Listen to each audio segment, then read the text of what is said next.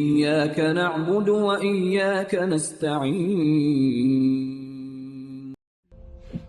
اللہ الرحمن الرحیم۔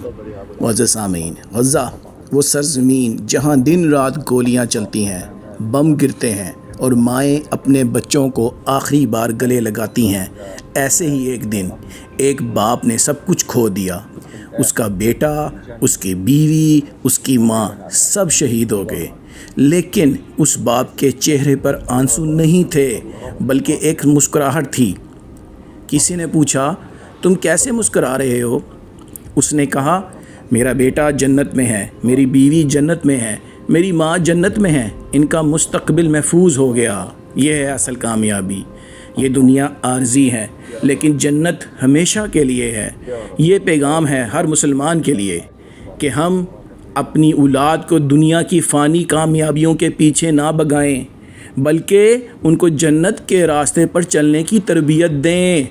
یاد رکھو، اصل کامیاب وہی ہے جو اپنے رب سے راضی ہو گیا اور اب اس سے۔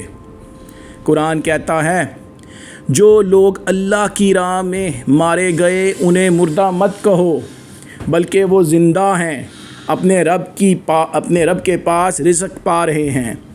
اگر آج ہم دنیا کی جھمیلیوں میں گم ہیں، دنیا کی چمک دمک میں گم ہیں، تو اس باپ کی مسکراہٹ ہمیں جھنجھوڑنے کے لیے کافی ہے۔